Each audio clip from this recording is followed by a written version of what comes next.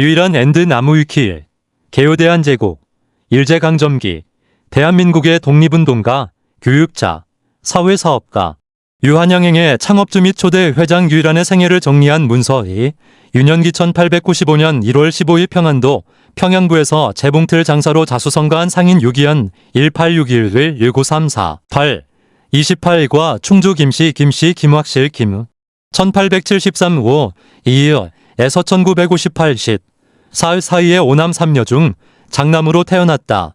어릴 적 이름은 유영일이었다. 독실한 개신교 신자이자 당시 평양부에서 재봉틀 가게를 운영하고 있었던 아버지 유기현은 미국 감미회에서 조선인 유학생을 선발한다는 말을 듣고 1904년 당시 9살에 불과한 장남을 미국으로 유학을 보낸다. 당시 유일한의 아버지는 미국의 수도가 어디인지 몰라 그냥 그 나라 땅의 중앙이겠거니 하면서 유일한을 미국 대륙의 정중앙으로 보내게 된다. 상당히 큰 돈이 드는 유학을 보낸 이유는 자신의 자식들이 식견을 넓혀서 민족을 위해 일하기를 바랐기 때문이었다. 유기현은 자식들을 러시아, 일본, 중국에 유학 보내서 공부하게 하였다.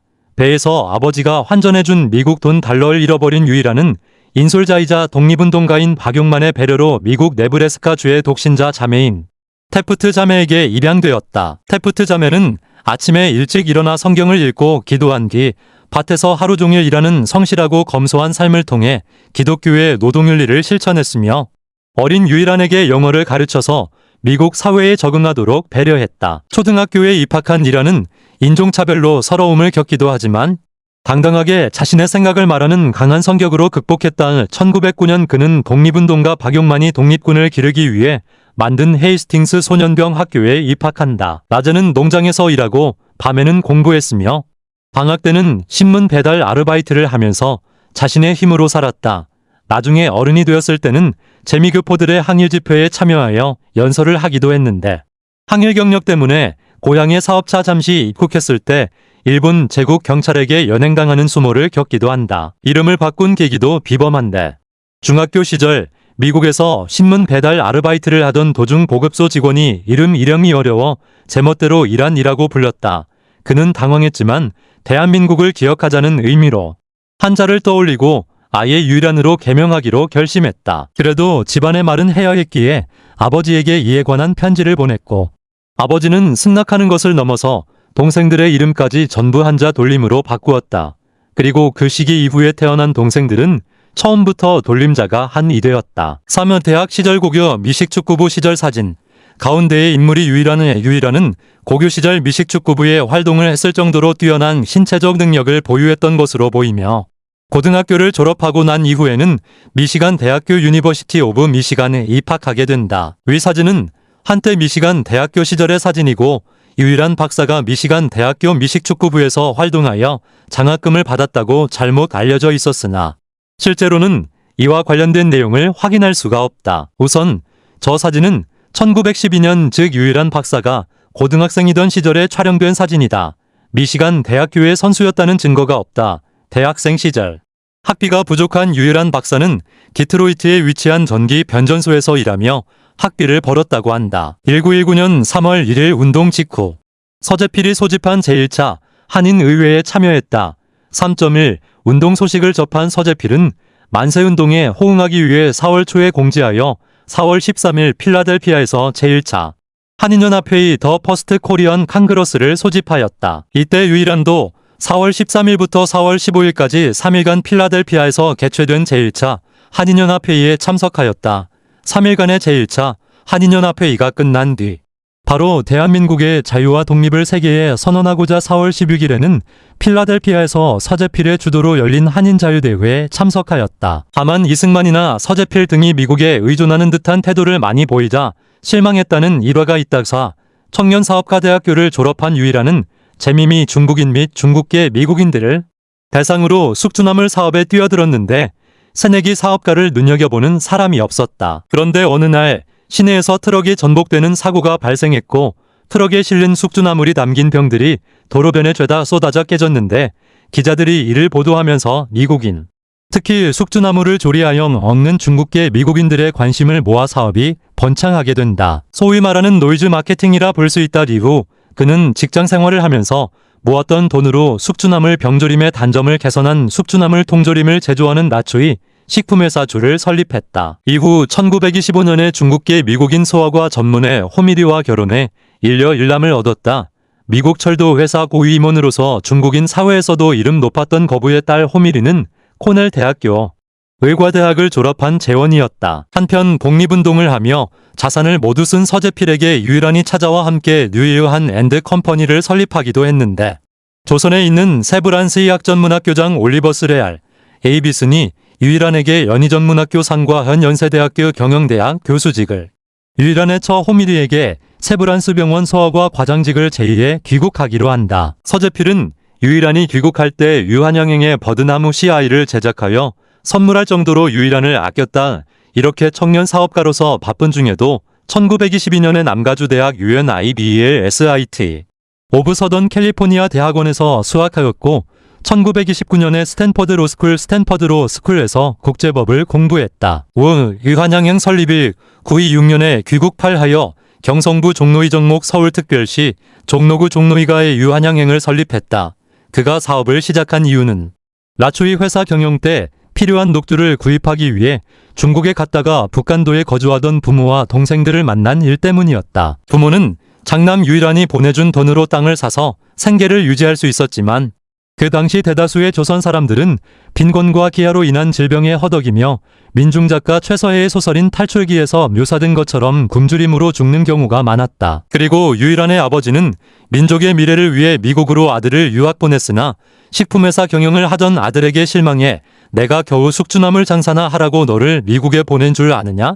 큰 공부를 했으면 큰 일을 하거라 라고 훈계를 했다고 한다. 옴소 민족의 현실을 체험한 그는 고민 끝에 1927년 조국에서의 삶을 위해 돌아왔다. 그가 고국으로 돌아왔을 당시 짐더미들을 정리했는데 정리한 사람들이 하나같이 놀랐다고 한다. 짐들이 전부 약품이었기 때문이다. 그 당시에는 약이 매우 귀했기 때문이다. 유일한은 당시 한국인들의 건강 유지에 필요한 결핵약. 이전에는 미국에서 약품을 수입하여 팔던 유한양행이 1933년 처음 개발하여 판매한 제품인 진통소염제 안티프라민, 혈청 등을 판매했으며 중국계 미국인이었던 처 호미리 여사도 중일전쟁으로 조선의 의약품 부족이 극에 달하자 소아과 병원을 개업하여 저렴한 가격의 소아들을 치료했다. 앞서 서술했다시피 당시에는 약이 매우 귀했고 일본이 중일전쟁과 태평양 전쟁을 연이어 일으키면서 돈, 약품, 금속을 비롯한 모든 물건들은 물론 인력까지 공출해서 뺏어간 데다가 식민지라 다른 나라와 무역도 못하게 했다. 조선인들이 대표 정에서 사정사정하고 시위도 벌여봤는데도 전쟁의 본토 경제력까지 짜내며 집중한 일본이 식민지에 줄 리도 없었고 설령 준 경우에도 조악한 품질로 그것도 배급제로 소수의 친일파들에게만 조금 나눠준 정도였다. 유한양행은 다행스럽게도 보유한 약이 많아서 일본의 눈을 피해 보급할 수 있었다. 그의 경영 철학을 알 수 있는 일화가 있는데 1928년 7월 9일에 유한양행 최초의 신문 광고를 냈다. 당시 대부분의 제약회사들은 서로 비방하거나 효과를 명확히 밝히지 않고 만병통 치약 등으로 얼버무렸다. 약장수가 신문에 진출한 격. 그러나 유일한은 제품의 이름과 용도를 밝히는 것은 물론 담당 의사와 약제사의 이름을 실어 제품의 품질을 보증했다. 유일한은 유한양행을 경영할 때 항상 윤리 경영을 실천하고 법인세를 꼬박꼬박 납부했으며 훗날 유한양행은 박정희 정부 시절의 모범납세법인으로 선정되고 유일한 본인도 봉탑산업훈장을 받았다. 이렇게 꾸준한 납세를 고집했던 이유는 라초이사를 경영하던 시절 자신과 거래하던 녹두 회사 사장이 탈세를 통해 사리사욕을 채우는 모습에 실망해서 그랬던 것이라고 한다. 1939년 유한양행은 대한민국 최초로 종업원 지주제를 실시했다. 이후 독립운동, 군인으로의 삶 잘 알려져 있지 않은 사실이지만 그는 본격적인 독립운동가로서의 면모도 지니고 있었다. 1909년 박용만이 설립한 한인 소년병 학교에 입학하고 1919년 필라델피아 한인자유대회에서 독립운동결의문 기초작성위원으로 선임되어 대회장에서 직접 낭독했다. 1930년대 후반 미국으로 다시 건너가 1941년 해외 한족대회에 참석하고 재미한족연합위원회 집행부 위원으로 활동했으며 1942년 CIO의 전신인 OSS의 한국 담당 고문으로 활약하고 군사훈련도 받았다. 재미한인으로 이루어진 한인국방경비대 맹옥군 창설을 주도했으며 1945년 버지니아에서 12개국 대표 160명이 모인 IPL 총회에 한국 대표로 참석하여 전후 일본 처리 문제의 논의에 가담했다. 그리고 미국 워싱턴 OSSE 넵코 작전의 1조 조장으로 참가한다. 넵코 작전에 참여한 공작원들은 OSSE 지휘 아래 강도 높은 군사 첩도 훈련을 받게 되는데 당시 유일한의 나이는 무려 50살이었다. 고등학생 때 미식축구 선수로 활동했으니 무리는 아니라고 생각했던 듯하다. 상세 내용 아이콘 자세한 내용은 넵코 프로젝트 문서를 참고하십시오. 당시 OSS 훈련 책임자가 유일한을 평가한 자료가 남아있는데 그 내용은 이러하다. 그는 매우 투철한 애국자이며 회사 간부들을 보다 투철한 한인 애국자들로 채웠다. 그래서 유사시 이들을 지하 조직의 핵심으로 운영할 생각이었다. 따라서 회사의 존망을 무릅쓰고 그의 사업 조직망을 기꺼이 이용하는 데 동의했다. 즉 자신의 회사 전체를 독립운동에 쏟아부으려 했다 하지만 국내 침투 1945년 8월 18일 직전에 일본이 무조건 항복 8월 15일 하는 바람에 작전은 실행되지 못했고 유일한은 살아생전 이 작전에 참여한 사실을 일절 함구하여 동생 유특한을 제외하고는 아무도 몰랐을 것으로 보인다. 이 때문에 넵코 작전의 전모와 유일한 등 공작원 명단은 유일한 사후 20년이 지나서야 밝혀졌다. 참고 자료에는 다른 공작원들도 마찬가지로 자신이 이런 독립운동에 참여했다는 사실을 가족에게조차 알린 사람이 단 한 명도 없다. 이들 19명 13이 전부 다 세상을 떠난 후에야 모든 사실이 알려졌다. 참고로 이들은 B.C. D식으로 불렸는데 유일한의 코드명은 그중 첫 번째인 어였다. 판본에서는 일본이 태평양 전쟁을 일으켜서 일본이 질 것이다라고 예상했고 이에 따라 대안을 강구했지만 뾰족한 수가 없어 공부를 더 해야겠다고 생각했다고 한다. 원복 후 1946년 7월 미국에서 돌아와 유한양행을 재정비하고 대한상공회의소 초대 회장으로 활동했다.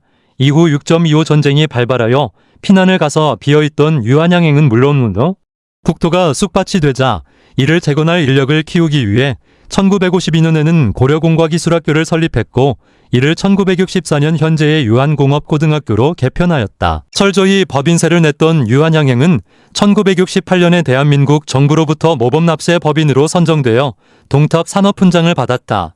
이때의 에피소드가 실로 전설적이다. 당시 박정희 정권은 부정부패 단속을 위한 시범 케이스로 어느 기업을 때려잡을 생각을 하고 있었지만 정권 생각만 그럴 뿐 현실은 그것을 이용한 기업인들과 정치인끼리 정치 자금을 대가로 서로 봐주는 상황이었다. 대표적으로 현대그룹, 정주영은 철저히 비위를 맞춰주면서 정부의 대규모 토건 정책을 수주받아 대기업이 되었다. 하지만 유일한은 청렴정직한 성격상 당연히 정치 자금을 주는 것을 거절했다. 이런 행동은 결국 권력자의 좋은 먹잇감이 될 수밖에 없었고 유한양행은 세무조사의 대상이 될 수밖에 없었다. 그 후 국세청으로부터 강도 높은 세무조사를 여러 차례 받았다. 처음엔 예고하고 그 후엔 불시에 조사하는 여러 가지 방식으로 유한양행을 조사했다. 그러나 당시 세무조사원이 아무리 털어도 먼지 한 톨 안 나는 사람이 진짜 있구나라고 말할 정도로 탈세 내역이 전혀 발견되지 않았다고 한다. 한술 더 굳이 내지 않아도 걸 것 같은 세금까지 자진해서 내는 이 회사를 보고 어이가 없었다고 전해진다. 김만태 당시 유한양행 세무감찰팀장이 그것이 알고 싶다에서 증언한 바에 의하면 20일 정도 조사를 하니까 무슨 한국에 이런 업체가 있나 싶은 생각이 개인적으로 들 정도였다고 한다. 하여튼 정치 자금을 거절한 일종의 괘씸죄로 시범 케이스로 걸려 국세청으로부터 수개월간 세무조사를 받은 셈이니 이건 박정희 정권이 명백히 잘못한 것이다. 유한양행이 박정희 정권에서 요구한 정치 자금을 거절한 것에 대한 보복으로 미리 탈세와 탈루 등 조세포탈 혐의를 낙인 찍어 수개월간의 세무조사를 벌였음에도 단 하나의 혐의점도 찾지 못하자 불법적인 정치 자금을 거절한 것을 명분으로 세금을 성실히 납부하여 국가에 이바지한 기업에 누명을 씌워 피해를 입혔다는 비판이 일어나게 되었고 게다가 제조한 약품들도 관련 당국에 갖고 가서 이상이 있는지 검사를 해보니 약들도 아무런 이상이 없었다. 오히려 제조 과정에서 재료에 손실이 생길 것을 대비해 원재료를 손실분만큼 더 넣어 정량을 딱 맞춰 제조하고 있었다. 보고를 받은 박정희 대통령은 그게 사실이라면 상을 줘야 마땅하다 라며 1968년 유일한 회장에게 동탑산업훈장을 수여했다. 계몽사 위인전 어린이 그림 전기 유일한 편에는 박정희 정부 당시 조사원이 엄격하고 공정한 세무조사를 했다고 하여 해요. 여행 포상을 받았다는 얘기가 쓰여 있으며 만화로 만나는 20세기의 큰 인물 웅진싱크빅에서도 비슷한 언급다만 여기서는 1계급 특징이 있다. 유일한의 남동생인 유특한도 본인이 따로 차린 회사 유유제약에서 형처럼 모범 경영을 실천했다고 한다. 세무조사는 일제강점기 말기와 이승만 대통령 시절에도 벌어진 적이 있었다. 일제 말기 조선 총독부는 유한양행을 적산으로 간주해 세금 압박을 가했으나 해방까지 버텨냈다. 정부 수립 후에도 이승만 대통령과는 여전히 사이가 좋지 않았던 것으로 보인다. 유일한이 후원자가 박용만이었고 유일한 자신이 이승만의 외교 독립론을 좋지 않게 봤으니 이승만이 음해하려는 것은 당연한 일이었다. 유일한의 은행 예금을 압수당하기도 했다. 유일한이 이승만의 외교론을 좋지 않게 본 것과는 별개로 유일한은 이승만의 독립운동에 대해서는 긍정적인 평가를 했으며 그의 외교론이 독립투쟁을 하는 과정에서 미국 내 한인들과 독립운동가에게 적지 않은 도움이 되었다고 평가했다. 유일한은 이승만 정부가 들어서고 미국 우선주의적 외교 정책을 완전히 부정한 것이 아니라 이해하면서도 지나친 미국 우선주의를 경계한 것인데 이승만이 유일한을 정적으로 간주해서 지나치게 적대적으로 나갔다는 평이다. 1969년 노안으로 경영에서 은퇴하며 전문 경영인 CEO에게 유한양행의 경영권을 인계했다. 당시 조건순 전무에게 경영권을 승계했는데 이 전문 경영인 제도가 실시된 건 대한민국에서 유한양행이 사실상 최초라고 한다. 1971년 3월 11일 오전 11시 40분경 세브란스 병원에서 손녀 율린이 학자금 1만 달러를 제외한 자신의 모든 재산을 한국사회 및 교육원조 신탁기금에 기증하고 묘소 주위에 5,000평은 학생들이 놀도록 유한동산으로 가꾸며 아들은 자립하라는 19유언장을 남기고 노안으로 사망했고 유한공고에 안장되었다. 조선일보와 중앙일보의 서거 소식 기사. 중앙일보에 의하면 1968년 4월에 민간 기업으로서는 처음으로 컴퓨터 아입 BM1401을 도입하기도 했다고 한다.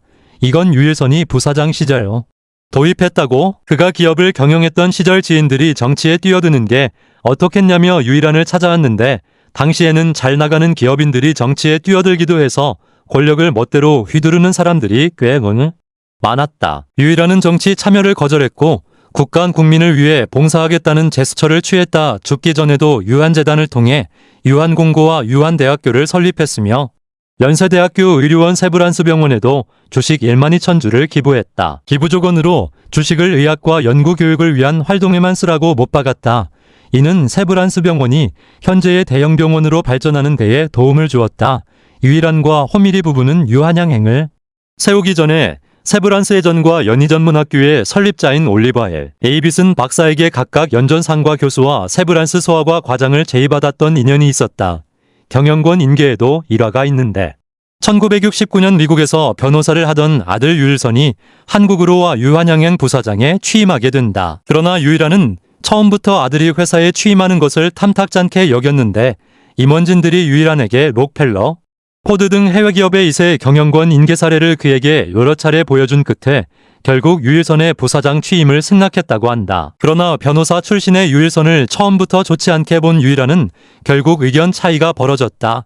유일한의 회고에 의하면 유일선은 부사장 취임 후 오직 기업의 성장에만 초점을 맞췄다고 한다. 기업인으로서 전혀 틀린 자세는 아니지만 평생 기업은 수단일 뿐 진정한 목적은 공공의 이익, 국민의 건강, 나라를 위해 때로는 모험을, 때로는 손해와 위험을 감수하면서 살아온 유일한의 입장에서 아들 유일선의 이러한 의견은 그의 신념과 충돌이 빈번했을 것으로 추정된다. 때문에 회사와 한마디 상의도 없이 해고했다고 한다. 이후 자신의 일가 친척들을 모조리 유한양행에서 해고하거나 사직시키고 보유한 주식도 처분해서 유한양행 경영에 전혀 간섭하지 못하게 했다. 당시 유한양행에서 근무했던 연만이와 대화에서 유일한은 연만이에게 내가 살아있을 때 다 정리하고 나가야 유한양행이 영원히 전문 경영인 체제로 운영되는 거야 라는 말을 했다고 한다. 그렇게 말하긴 했지만 자신이 죽은 뒤 자손들 중에 정말 능력이 있어서 제 실력으로 들어가는 사람이라면 그것에는 아무 말 할 생각 없다고 유한양행의 이 전문 경영인 임명은 관례에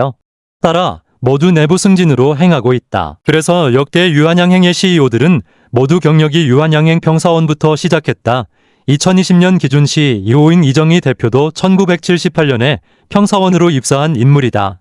정관에 의해서도 6년 이상은 있을 수 없는 데다 유한양행 사원으로서 시작이 자리에 오른 뒤 6년 내에는 퇴사해야 하기 때문에 퇴사하여 이후 2021년에는 조옥재 대표가 취임하였다. 현재 조옥재 대표도 1987년 평사원으로 입사하여 지금의 총괄관리본부장, 부사장을 거쳐 지금의 대표로 취임한 사람이다. 그를 제외하고 회장을 역임한 이는 1993에서 96년의 연만희 뿐이었는데 2024년 3월 15일 유한양행 정기주주총회에서 약 95% 찬성으로 회장직이 부활하면서 유일한 박사의 유지는 28년 만에 역사의 뒤안길로 사라졌다. 허나 회장직은 논란을 잠재우기 위해서인지 현재 공석으로 놔두고 있다.